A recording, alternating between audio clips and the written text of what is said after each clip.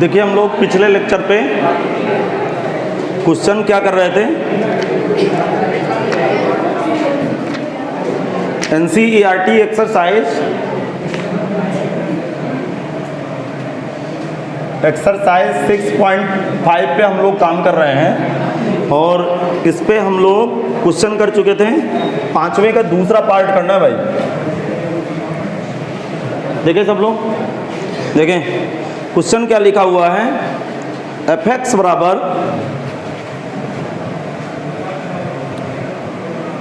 sin x plus cos x, x belongs to 0 से पाई। अच्छा सब लोग इधर कनेक्ट हो जाएं तेजी के साथ।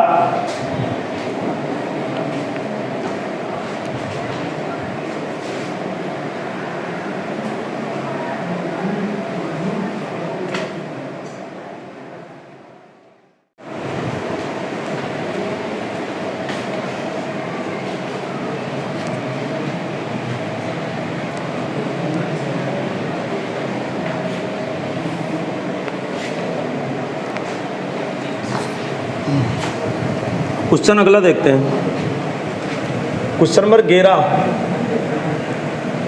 क्वेश्चन कह रहा है कि एक फंक्शन है y बराबर, या fx से मान ले रहा हूं फंक्शन को, fx बराबर माना, सुनिएगा, x की पावर 4 माइनस का 62x स्क्वायर प्लस का ax प्लस 9। बढ़िया क्वेश्चन है और x बिलोंग्स टू इंटरवल दिए 0,2। जरा सुने, बहुत ध्यान सुनिएगा। प्रश्न में क्या कहा, x बराबर 1 पर फलन उच्चतम है, तो एक मान गया था। सवाल अच्छा है। वो क्या कह रहा है, जरा क्वेश्चन को पकड़ें। वो कह रहा है x बराबर 1 पर फलन उच्चतम है। इसका मतलब सपोज दैट, थोड़ा सा इसका फील लाते हैं कि क्या तमाशा है थोड़ी देर के लिए। इसका नकली ग्राफ बनाते हैं। नकली ग्राफ बनाने का मतलब सपोज दैट ये कोई ग्राफ है, ऐसा ग्राफ चलना है। यहाँ पे क्या है, डोमेन 0 और यहाँ पे डोमेन,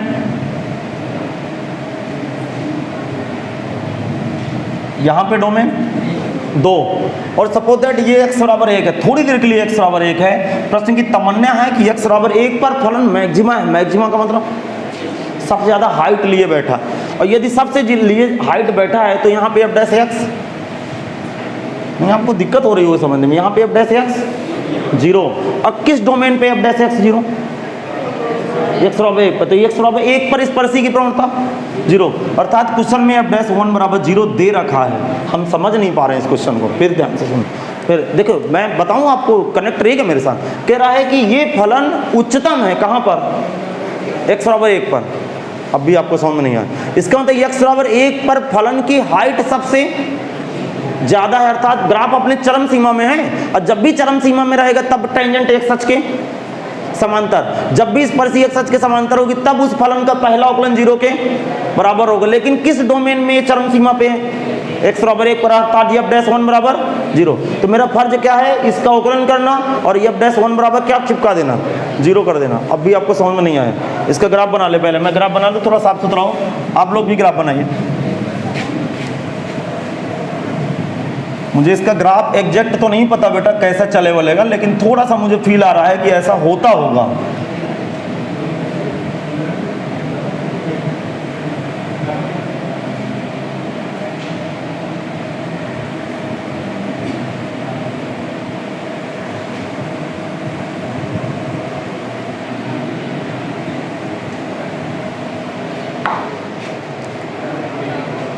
ये समझ में आया कि नहीं आया? एक्चुअल में मैं असली ग्राफ बनाया हूं कि नकली? नकली इसलिए बनाया हूं क्योंकि मुझे इसके ग्राफ का कोई इंटरेस्ट नहीं है। मेरा ये समझाने का उद्देश्य है कि ये ग्राफ जहां x बराबर 1 डोमेन पा रहा होगा उस समय सबसे ज्यादा इसकी हाइट होगी और उस समय स्पर्शी की प्रवणता क्या होगी, 0 होगी। अरे समझ में नहीं आया क्या आपको? देखेंगे समीकरण 1 का,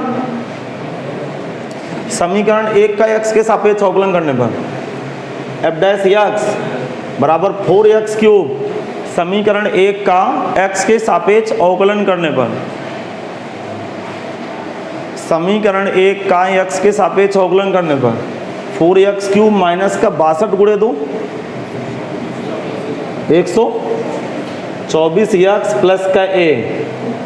अब लिखेंगे कारण, क्योंकि x बराबर 1 पर फलन उच्चतम है, इसलिए f'1 = 0। उम्मीद है कि ये ग्राफ आपको महसूस करा दिया होगा कि f'1 बराबर 0। कितने लोगों को पता है ये किसकी वैल्यू है? f' की। f'1 ज्ञात करने के लिए यहाँ x की जगह 1 लगा दूँ, तो 1 लगाऊंगा तो 4 माइनस का 124 प्लस a बराबर 0, तो माइनस 120 प्लस a बराबर 0। क्वेश्चन में क्या मांगा जा रहा था? एक अमान आ चुका। और मुझे लग रहा है यदि ये परीक्षा में सवाल आए तो आप मतलब आपका दिमाग थोड़ा सा तड़पेगा कि मैं कैसे सवाल को करूं, जबकि बिल्कुल सस्ता सवाल, इससे सस्ता सवाल पूरे एक्सरसाइज में नहीं मिलने वाला।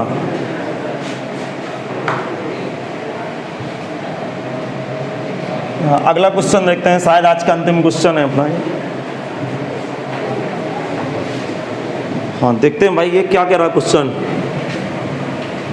क्वेश्चन नंबर 12 देखते हैं। 12 y बराबर एक फंक्शन है x प्लस साइन 2x,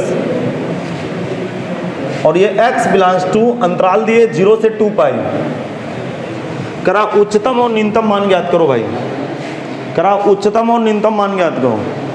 देखो यार ये बवाल कौन कर रहा है? पीछे से जो x जुड़ा है, पहले आप कॉपी कर लीजिए, क्वेश्चन पे समझा दूं। क्या मैं बोलूं? ध्यान से सुने, केवल इतना आइटम लिखा होता तो उच्चतम मान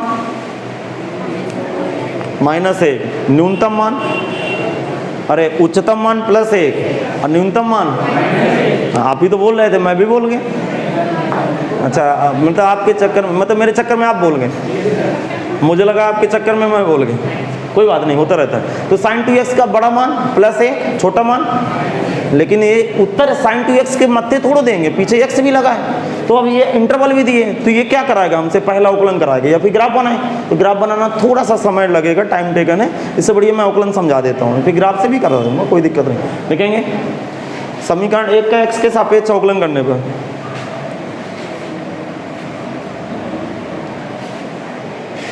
समीकरण 1 का x के सापेक्ष अवकलन करने पर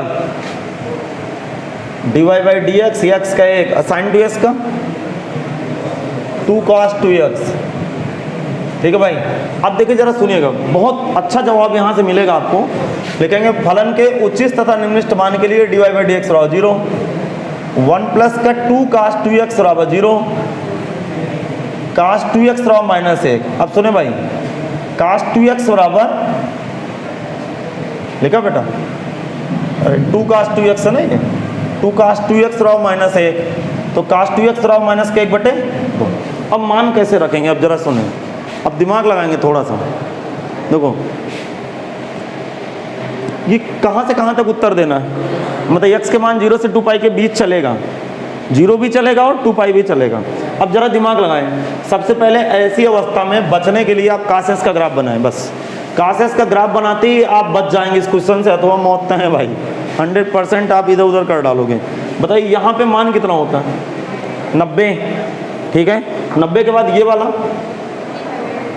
पाई और जुड़ गया, ये इंटरवल पाई होता है, ये 90 और ये 180 का टुकड़ा होता है, तो कितना हो गया? π/2 प्लस पाई, 3π/2, फिर 5π/2, फिर 7π/2। अब जरा सुनिएगा, यहाँ पे वैल्यू इसकी बिलो वैल्यू कितनी होती है? Below value -1। और ये किसका मान हम ढूंढते फिर रहे हैं आजकल? अरे किसकी खोज जा रही है? -1/2 की। तो -1/2 करीब यहाँ पे होगा। अरे ये -1 है तो ये इसकी खोज जारी है, यहाँ पे इस हाइट की बात कर रहा हूँ मैं, अभी भी आपके खोपड़ी में नहीं आया। ये दूरी कितनी है? -1। अरे ये 1 है तो ये -1/2, अर्थात ये देखो एक उत्तर यहाँ देगा, एक उत्तर यहाँ देगा। अब मान नहीं याद है तो मेरी ट्रिक सुने, ये 30 अंश का टुकड़ा होता है, अर्थात 90 + 30। फिर सुनो, ध्यान सुनो मैं क्या बोल रहा हूँ, जरा सुनो। ये जो दूरी होती है, ये वाली दूरी, ये 30 अंश होती है, 30 डिग्री होती है। अब भी नहीं समझ में आया तो 90 30 120, एक तो उत्तर देगा ये, cos 2x बराबर cos 120 अंश का मानूंगा, बाद में इसको पाई में बदलूंगा। एक उत्तर यहाँ फंसेगा, यहाँ कितना बेटा 3 पाई बाई 2 का मतलब पाई बाई 2 का मतलब 90, 90 गुणे 3 270, 270 में 30 अंश घटेगा, अर्थात ये 270 अंश में तो वैल्यू 0 दे दिया। अब सुने, ये देखिए इधर देखें, यहाँ पे जो मान है इधर देखिए, नहीं आप कंफ्यूजन में जाने वाले हैं, वैसे है कोई कंफ्यूजन नहीं, आप ध्यान सुने, ये दिख रहा है कि नहीं दिख रहा, ये टुकड़ा कितने अंश का है 30 अंश का, तो इस कटान बिंदु के बाद 30 अंश, इस पाई बाई 2 के बाद 30 अंश बाद ये वैल्यू माइनस आधा देता है, तो ये इसके पहले 30 अंश में आधा देगा, इसका मतलब ये वैल्यू 270 और 270 में 30 घटा 240, अर्थात cos 240 अंश का मान मिल गया। आगे सोचते हैं आगे, अब इधर देखते हैं, इधर दिमाग लगाना, फिर इसका मतलब 100% ये तो ऊंचा ही जाएगा, अरे इस डोम में तो -1/2 कहाँ से मिल जाएगा, आजकल हम भांग थोड़ा लगाए हैं कि ये एक मान यहाँ मिलेगा, एक मान यहाँ मिलेगा, बात समझ रहे हैं। ये फिर टुकड़ा, हाँ बता पाना मुश्किल है भाई, कितना है टुकड़ा 30 अंश, ये 5 पाई बाई 2 का मतलब 90, और 90 गुणे 5, 90 गुणे 5 450, 450 में 30 जुड़ा 480, अर्थात cos 480 का मान भी होता है भैया। हाँ इस तरह मान याद करने हैं, नहीं कभी नहीं याद होंगे, आप भी समझ गए होंगे कि बिना ग्राफ के तो हिला नहीं सकते साउंड। अब जरा सुनिए, अब देखो ये 7 पाई बाई 2 का मतलब पाई बाई 2 90, 9 गुणे 7 630 अंश, 630 में 30 घटा मतलब cos 600 अंश।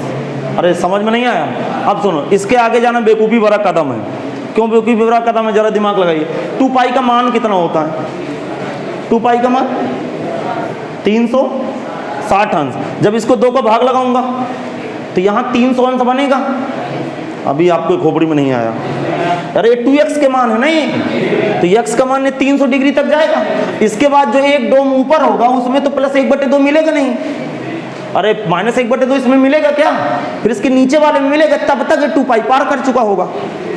अब भी नहीं समझ में आगे समझ, इसका मतलब यहीं तक एग्जिस्ट करेगा, आगे इसका लेना बेवकूफ़ी भरा कदम है, इसलिए हमेशा डोमेन दे रखा होता है। अब चलिए आगे बढ़ाते हैं गाड़ी को।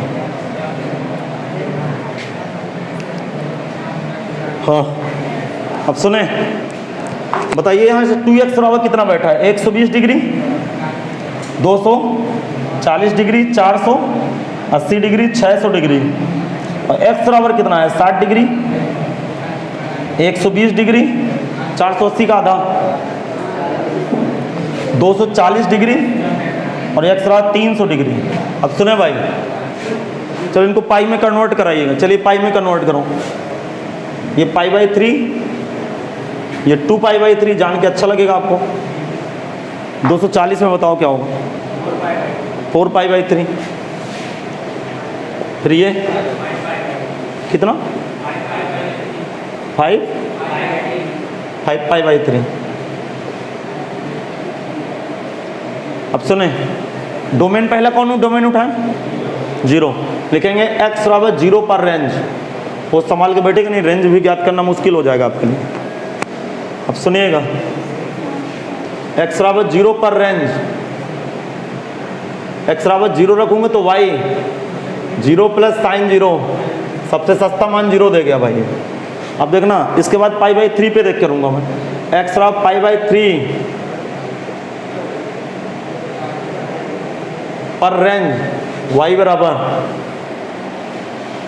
ये भरना मुश्किल नहीं है लेकिन ट्राई करेंगे आप, मतलब प्रैक्टिस करेंगे ताकि जल्दी से भर पाए परीक्षा में, नहीं फिर आप समय लेंगे और समय बाउंड रहता परीक्षा पे। अब जरा सुनिएगा, पाई बाई 3 जरा रख के देखिए, पाई बाई 3 प्लस का sine 2 pi by 3, 2 pi by 3, pi by 3 का मतलब 60 अंश, 60 गुणे 2 120, 120 अंश का मान। देखो मदद के लिए साइनस का ग्राफ बना ले तो ज़्यादा आसान रहेगा, मदद के लिए ग्राफ बना ले साइन एक्स का। यार यहाँ जगह नहीं मेरे पास, और इधर की तरफ ग्राफ ले आता हूँ थोड़ी देर के लिए।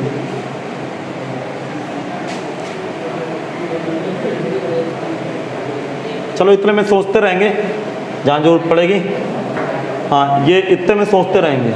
देखो 2π/3, ये साइन का मान ये क्या होता है 90 अंश बोले, और 120 ये क्या होता है पाई, और साइन पाई की वैल्यू, अब पाई के पहले 120 अंश होता है, साइन 120 अंश का मतलब होगा, देसी बीज से ज्ञात करते भाई, साइन 90 + 30, और साइन 90 चेंज लाइन, दूसरे चौथांश में साइन पॉजिटिव, तो साइन 90 + 30 cos 30, और cos 30 अंश का मान पाई + √3/2। चलो अगले रेंज पे चलते हैं, इस पे आ जाओ भाई, इस पे नहीं, अभी तो एक ही मान आया यार, 2π/3 पे ज्ञात करें, 2π/3 पे अब ज्ञात करें, x बराबर 2π/3 पर रेंज y बराबर 2π/3, सुना दिमाग लगाना भाई, 2π/3 मैं बोलूँ भाई 2π/3 और प्लस का साइन, दिमाग लगाना, 2π/3 रखूंगा तो 2 × 2π/3, समझ गए भाई। अच्छा इधर देखना, मैं इसको इधर हल कह दे रहा हूँ, ये 2π रफ कार, 2π/3 प्लस साइन π/3 का मतलब 60, और 60 × 4 240 डिग्री। अब सुनना, साइन 180 + 60, एक से एक बेवकूफ़ है यार, एक बार फ़ोन नहीं उठा तो जब तक नहीं उठेगा तब तक प्राण ले लेंगे। सुने, अच्छा ये जान के तो अच्छा लगा होगा, दोनों को जोड़ने से 240 हो जाता है।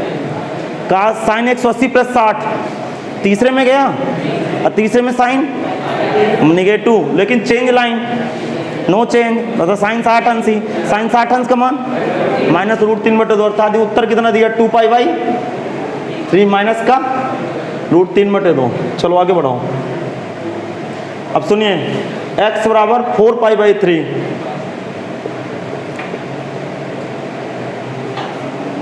रेंज y बराबर, x बराबर 4π/3 पर रेंज y बराबर, सुनिएगा समय आ गया भाई आपका, 4π/3, सुनो दिमाग लगाना, प्लस साइन, अब 4π/3 यहाँ डालूंगा तो 4π/3 गुणे 2 8π/3, नहीं आया समझ, 2 का गुणा भी तो है, अरे इसमें डोमेन में 2 का गुणा नहीं है यहाँ पे।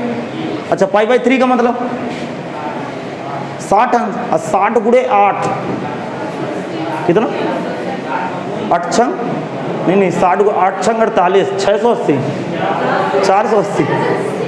480 डिग्री। सुनना, 480 डिग्री में एक चक्कर हटा दीजिए 360, तो 360 हटाएंगे तो कितना बचा, साइन 120, साइन 120 अंश का मान √3/2, इसका मतलब ये आंसर आएगा 4π/3।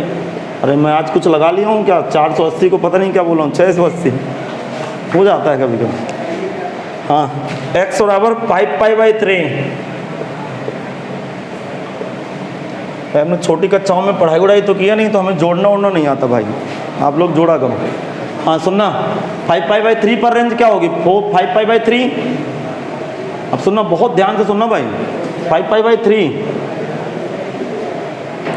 क्या मैं बोलूँ, अब जरा दिमाग लगाएं, ठीक, माइनस प्लस का साइन 5π/3 मतलब 10π/3। अब सुनना भाई, 10π/3 का मतलब, π/3 का मतलब 60 अंश, और 10 का मतलब 600 अंश। 600 अंश में एक चक्कर हटाओ पहले बात तो, अरे 600 अंश में 360 हटाओ, 240, और 240 शायद ये लिखा है, 240 का मान -√3/2, अर्थात 5π/2 माइनस का √3/2। हाँ भाई माफ करिएगा, इसकी कोई आवश्यकता नहीं थी। अब सुनेंगे, देखो यहाँ पे बच्चे का मुश्किल काम, अब मुश्किल घड़ी आ गई भाई, आपको डिसाइड ही नहीं कर पाएंगे कौन छोटा है कौन बड़ा है। तो मैं आपको बता दूं, देखो ध्यान से सुनना, अब ऐसी अवस्था में हम लोग डिसाइड कैसे करते हैं कि कौन सी रेंज बड़ी है कौन सी रेंज छोटी है। तो देखो सबसे बढ़िया तरीका इसका समझने का तरीका ये है कि सब में आइटम π/3 जरा पकड़े सब लोग। अरे ये 5π/3 है ना यार। अब जरा सुने, इतना आइटम सब में सेम है कि अलग अलग है? सेम है। इसमें किसका गुणा है? एक का। इसमें इससे बड़ा ये हो गया। शांत हो जाओ, पहले मेरी बात तो सुनो। ये π/3 सब में लिखा है क्या? तो π/3 में यहाँ किसका गुणा? एक का। इसमें तो इससे बड़ा तो ये हो गया क्योंकि 2 का गुणा। अरे समझ में नहीं आया, ये बात समझ में नहीं आई। यहाँ π/3 लिखा है कि नहीं लिखा? अच्छा जरा दिमाग लगाइए, थोड़ा सा दिमाग लगाइए। इसकी वैल्यू कितनी होगी? इसकी वैल्यू 1.7, अरे √3 की वैल्यू क्या होती है? 1.73 और 2 का भाग होगा 0 में इसकी गाड़ी चलने लगेगी। क्लियर सुनना नहीं, आप डिसाइड ही नहीं कर पाओगे कौन छोटा कौन बड़ा। अब पूरी कहानी इसके ऊपर बंधी हुई है π/3 के ऊपर। इसका मतलब π/3 में 0 समथिंग जुड़ा हुआ है। अब भी नहीं समझ में आया। और यहाँ पे π/3 के पीछे गुणा किसका है? तो π/3 से π/3 का डबल है ये, तो डबल में थोड़ा सा घट भी जाएगा तो इससे तो बड़ा हो गया ये। अब भी आपके खोपड़ी में नहीं आया। और यहाँ पे π/3 के पीछे किसका गुणा? तो इससे बड़ा तो ये हो गया। अब भी नहीं समझ में आया। उसमें थोड़ा सा जुड़ेगा 0, और फिर इससे बड़ा ये हो गया, अर्थात ये सबसे बड़ा है और ये सबसे छोटा है। अब भी नहीं समझ में आया। लिखेंगे फलन 2π पे तो फंक्शन ये 4π हो जाएगा ना, बात समझ में आ गया? हाँ उसको भी देख लेते हैं थोड़ा। x बराबर 2π पे रेंज तो ज्ञात कर लें। 2π पर क्या पता ये सबसे बड़ा हो जाए फिर तो। अभी तक तो वही बड़ा चल रहा था भाई। 2π पे रेंज y बराबर 2π प्लस साइन 4π। हाँ 4π की वैल्यू 0, तो आंसर 2π आ गया। अब सुने भाई, देखो ये 5π/3 में जरा भाग करिए 5 का, 5 में 3 का भाग लगाओ। 1.5 चल रहा है अभी, यहाँ पे पूरा 2π आ गया। तो इससे बड़ा ये हुआ। इसका मतलब जस्ट बढ़ते क्रम में लेके आपका दिमाग काम करे या ना, अर्थात इससे बड़ा ये, इससे बड़ा ये, इससे बड़ा ये, इससे बड़ा ये, इससे बड़ा ये। इसका मतलब फलन का निम्नलिखित मान 0, उच्चिष्ट मान। अरे फालतू परेशान कर रहा था, यही डोमेन पकड़ के रख देते, इसके ऊपर टेंशन खत्म हो जाती इतना बड़ा कॉपी भरा लिया। लेकिन फलन का निम्नलिखित मान 0 तथा उच्चिष्ट मान 2π। ये आपको छोटे बड़े क्रम में बातें क्लिक की कि नहीं? फलन का निम्नलिखित मान 0 तथा उच्चिष्ट मान 2π। निम्नलिखित मान 0, उच्चिष्ट मान 2π। बाकी क्लास कल देखते हैं।